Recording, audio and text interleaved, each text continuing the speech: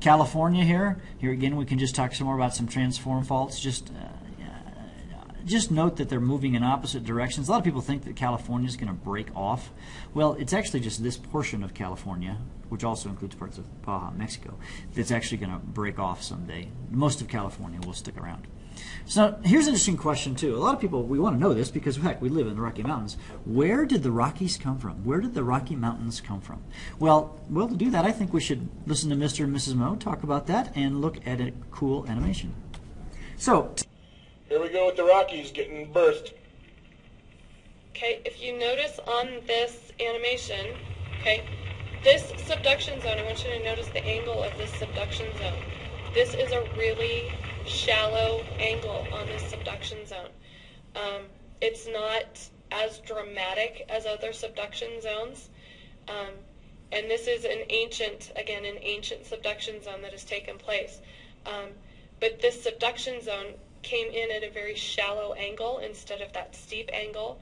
So because of that, instead of causing volcanoes, it actually forced uplift in the middle of the continent.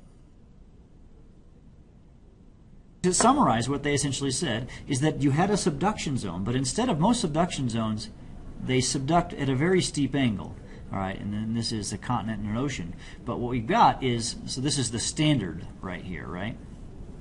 But what happened with the formation of the Rockies, it was a very shallow one, and so that created, so here's the middle of the continent. See, one of the problems with the Rocky Mountains is that they're in the middle of a continent. Almost all mountain ranges are not in the middle of the continent, but at the edges, but it was much shallower of a subduction zone. See how this is a steep angle here, and this right here is a shallow angle, and that caused some uplift of the mountains right here, and which created the Rocky Mountains, which we live next to. Now, a suture zone. Interesting. What's the suture? Well, a suture, if I make a suture, if a doctor makes a suture, he's going to stitch you together because you got cut, right? Well, the suture zone is where two parts come together, and they're the suture zone. And here is the suture zone right here between India and Eurasia. And what's here, of course, is the big feature here are the largest mountains in the world, the Himalayan Mountains, and the Himalayan Mountains are world tall. Oh, they're really big.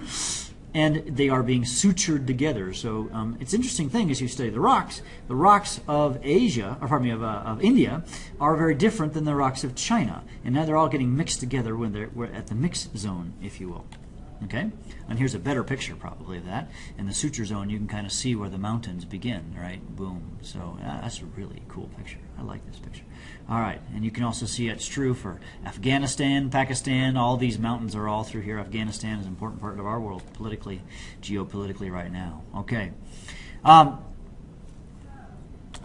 Yeah, this one is just another picture to help us understand the concept. Here is we have continent and a continent converging together. And then notice interesting thing here is we've got granite intrusive. That's the fact that some of the granite that was formed under the ground gets lifted up. The thing that's interesting to make a note here is that there's also, they say folded sedimentary rocks. Well, these sedimentary rocks, you learned about sedimentary rocks, but they're rocks that are formed underwater. Well, you know what you find at the top of Mount Everest? They find marine fossils, fishy fossils. Yeah, fishies! How did that happen? Well, it's because the mountain was once underwater. Okay, it's kind of weird to think of ocean fishes on the top of tall mountains. That's true in South America as well. The top of those high mountains, they find fishies, dead fishies, fossilized fishies. Okay, and then here is another, just a classic example. We have a subduction zone, an ocean, and we get this. Because of this, this is kind of creating some friction, kind of like if you rub your hands together. When you rub your hands together, they get warm. Well, now we're rubbing rocks together, it gets really hot, and it rises the magma, and of course, then we get these island arcs, these small little volcanics that happen. All right, let's talk briefly about Iceland. Iceland's actually an interesting place, is because a lot of people think Iceland, actually, Iceland, by the way, is green. Interesting thing, and Greenland is white. Okay. Don't ask. Okay, you can. It's just the way they named it. Here's the Mid-Atlantic Ridge. Remember, this is a divergent plate boundary right here where they are diverging. And Iceland essentially is a spot where the lava has risen to far enough that it's created an island. Interesting thing is, of course, Iceland is being split apart by the Mid-Atlantic Ridge. So it's just, boom, going further and further apart. Interesting thing about Iceland, even though it's very green, one of the reasons it's green is there's so much thermal activity from the volcanoes. It produces, by the way, kind of Hawaiian-type volcanoes, very oozing, very high viscosity, or low viscosity lava.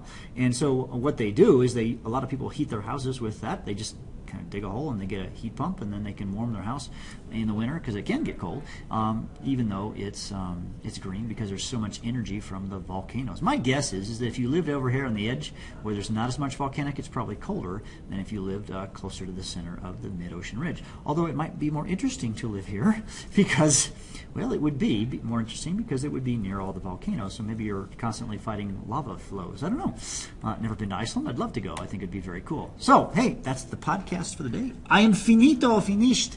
We are done. We'll see you in classe.